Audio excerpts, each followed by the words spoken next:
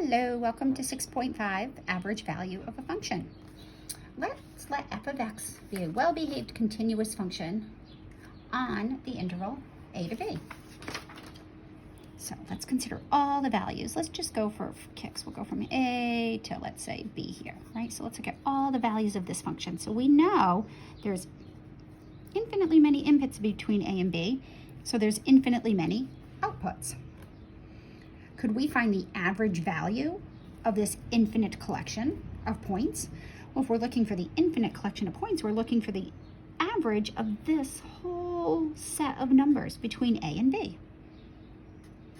Right, so what would this be?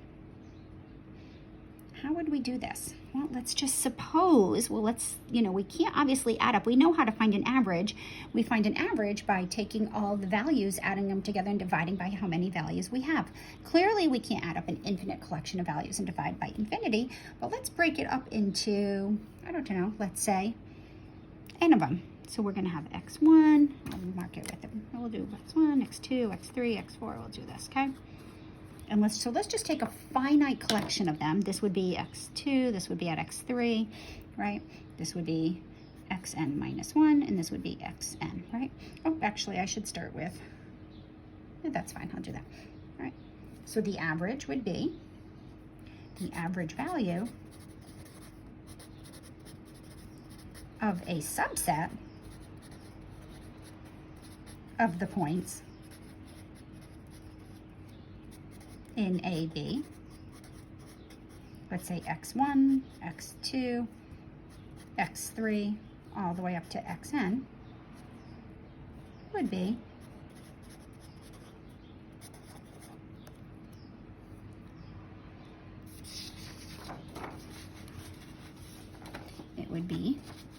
the output at x1 plus, because we're looking for the average function value. When it asks for the value, it's always asking for the output, so we'd add those up, right?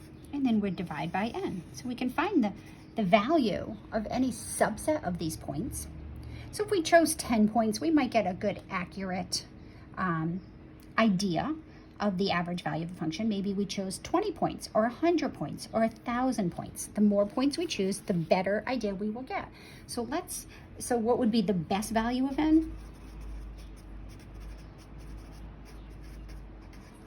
Let's let n go to infinity, right? And then what's the result? Well, first, let's note that if you take the interval b minus a and divide it by n points, we always call that delta x. So I'm going to solve for n. N is equal to b minus a over delta x. So therefore, we have the average of n points, values at n points, f of xn, all over n, equivalent to f of x1 plus f of x2 plus all the way to f of xn, right? All over b minus a over n, b minus a over delta x. Well, we don't like fractions and fractions, so I'm going to rewrite this as f of x1 plus f of x2 plus all the way up to f of xn.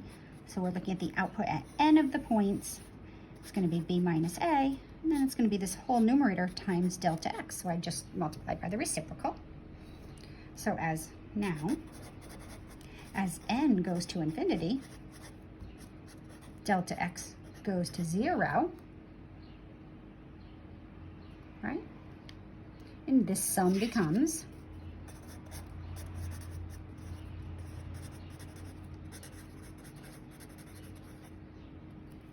the sum becomes the integral of from a to b, f of x over b minus a dx. Because we're going to add up the infinite collection of points. Distance between them is delta x, and as n goes to infinity or delta x goes to 0, that would be how integration is defined. All right, so therefore, if f is integrable on AB, then the average value of f on AB is, we'll call it the average value I'm going to pull out the constant, 1 over b minus a. We're integrating from a to b, f of x dx. Okay. All right, so let's look at the function x over the square root of x squared minus 16 on 0 to 3. And let's find the average value of this function. So we're looking here, this is f of x right here. I'm looking to see how this guy behaves. And there's infinitely many outputs between 0 and 3. Right? And I want to know the average value of that infinite collection of points. Well, according to this template, the average value is going to be 1 over right endpoint minus left endpoint. We integrate. And then it's just going to be x over the square root of x squared plus 16 dx. All right, let's take a minute and let's actually integrate this. How would you integrate this? You could use trig substitution, or actually you could just use regular substitution. Here, this lends itself nicely to regular substitution. Let's let u equal x squared plus 16, du equals 2x dx, right? So I'm going to get that this is 1/3. And then I'm going to change, I'm going to omit my limits of integration. I'm going to replace x dx with 1/2 du all over the square root of u. So that's going to give me 1/6. And if I integrate 1 over the square root of u, I get 2 u to the 1/2. So therefore, I'm going to get my integral 1/3, 0 to 3, x over the square root of x squared plus 16 dx. It's going to work out nicely to 1/3, x squared plus 16 to the 1/2. Now evaluate that from 0 to 3.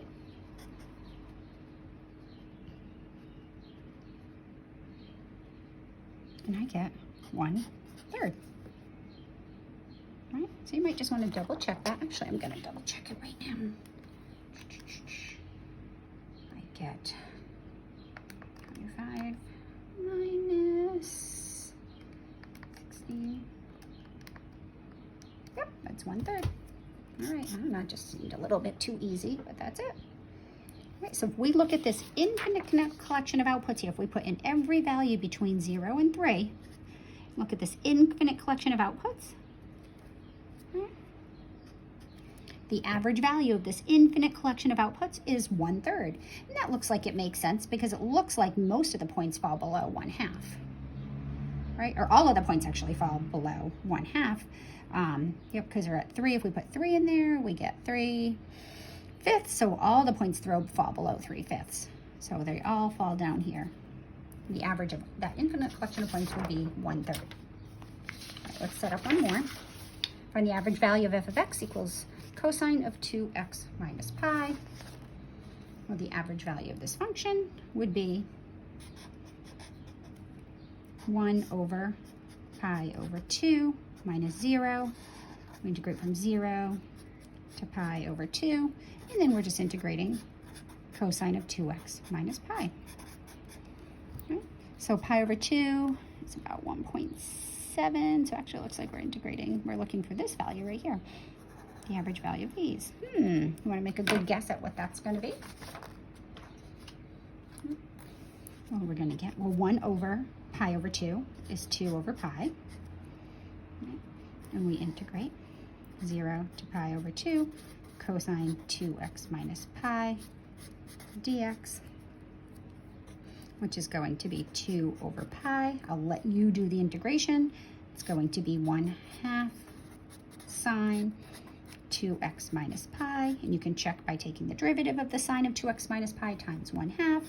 We evaluate that from 0 to pi over 2, and we'll end up getting 0. If you think graphically, that makes sense because pi over 2 is right here where it reaches its peak, and half of the values fall below the x-axis, the other half fall above the x-axis, so that's 1/2 of a period of the cosine curve, half of falling below, half falling above the x-axis, so they cancel each other out, and the average value would be 0. 1 couple more things here in this section. Let's just remind ourselves about the mean value theorem. And when we say the mean value theorem in calculus, we're typically talking about the mean value theorem we talked about in Calc 1, which is the mean value theorem for derivatives. So just be a friendly reminder. Let's suppose we have a continuous function, f of x, from, let's say, a to b, right? What the mean value theorem says is that if we look at the secant line connecting the endpoints, somewhere, this only works if it works if f is guaranteed to work if f is continuous on the closed interval ab. If we look at the secant line that connects the endpoints of the interval, somewhere between a and b, the derivative of f has to have the same slope as the slope of the secant line connecting the endpoints. So now this is the point b, f of b, right?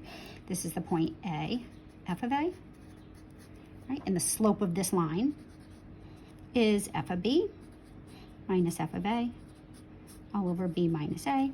So somewhere the slope is exactly this. So we want to find somewhere in the curve where the steepness is exactly the same as the steepness of this line. So I know it's not over here because that would be a negative steepness. I know it's not way down here because that's too steep. But if I sort of eyeball it, sometimes I use my pen, I go up. I'm saying it's about right here. So the mean value theorem guarantees us that there is a point somewhere where the slope of the line tangent to the curve at that point C, so this would be my point C, is equivalent to the slope of the line connecting the endpoints of the interval. So the slope of this line is the derivative at C, and those slopes are equivalent. So now there's another mean value theorem, and if we're talking about the second mean value theorem, we will say the mean value theorem for integrals. So the mean value theorem for integrals says, let f be a continuous function on a closed interval ab, then there is a value c that equals the average value of the function. Or now, let's think back. If we had a discrete set of points and we found the average value, it's not necessarily guaranteed that one of the points in the set equals the average value. For example, if I took the average test score from test 1, maybe the average was a 79.4. But because there was a discrete number of people that took the test, it could necessarily be the case where not any individual got a 79.4. That's not the case when we have an infinite collection of points. When we find the average value of an infinite collection of points, which would be 1 over b minus a times the integral from a to b of f of x dx, this is guaranteeing us that there's some point in between that takes on that value. All right, so how can we think of this logically? Right, well, remember what an integral is. Right? An integral is just area. So imagine that I put this shape like in a tube ranging from a to b. So let's suppose I take this area and it was made out of wax and I melted it. Right, it's not going to change the area, but it will change the shape. So if I melt this, I light some fire underneath it, right? Okay. Right, I put some fire underneath it and I melt this area. You agree that this is going to melt and the area is going to become, well, based on gravity, it's going to level out. So I'm going to level it out, right? So it's going to be less than the highest point of the area obtained from the function. And what the mean value theorem for integrals says is that we can find this value c, and the area of this rectangle is c, is the height, and b minus a is the base. So this purple area is equivalent to that yellow area. So the average value of the function is equal to some value of c, or equivalently the area of the rectangle obtained by theoretically melting the area under the curve. Right, so let's find the value or values that satisfy the mean value theorem for integrals for this particular example. So when you're looking for the values, the first thing we want to do is find the average value. So we're looking at from 0 to 1. So we're looking only from here to here, and we want to find the average value of all these points. So the average value is going to be 1 over 1 minus 0. We're going to integrate from 0 to 1. It's going to be x, 1 minus x. Now we're going to distribute, integrate, plug in my upper and lower limits. So what this is telling me is the average function value is 1/6. So the mean value theorem for integrals says that some function value must equal 1/6. In other words, x times 1 minus x, there must be some value of x such that x times 1 minus x is equal to 1/6. So now we just solved this. This is a quadratic equation. X minus x squared equals 1/6. X squared minus x plus 1/6 equals 0.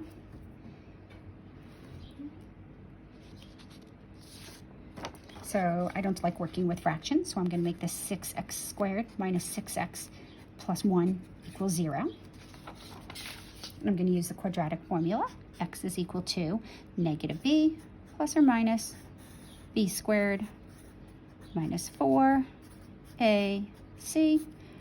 all over 2a, which is 6 over 12 plus or minus, what would that be? 36 minus 24, square root of 12 over 12. Right. Now we want to clean this up. We don't like leaving perfect squares under radicals. This would be 1/2 plus or minus square root of 12 is 2 square root of 3 over 12. So let's finish this up, and that is just going to be 1/2 plus or minus square root of 3 over, 6, right? Because the 2 and the 12. So c could equal 1/2 minus the square root of 3 over 6. And the other value of c, so I'll call that c1. The other value of c could be 1/2 plus the square root of 3 over 6. Now remember, we only cared about what was going on between 0 and 1, right? Because we were looking for the value between 0 and 1,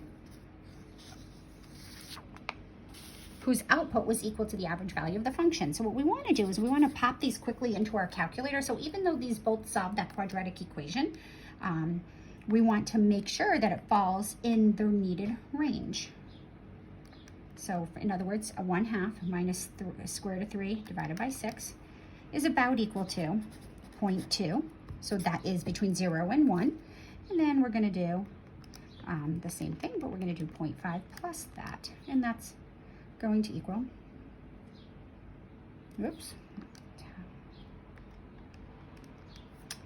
if I remember to change it to plus, there we go, much better. So this is about equal to 0.79. So these are both between 0 and 1. So we're good. So our two values that satisfy the criteria for the mean value theorem for integrals are 1/2 minus the square root of 3 over 6 and 1/2 plus the square root of 3 over 6. Keep in mind, these are exact answers, and these are the exam answers that I am looking for. These are what we want. These guys are just approximate answers, and you don't give approximate answers unless prompted to do so. All right, kids, have fun with that. See you later.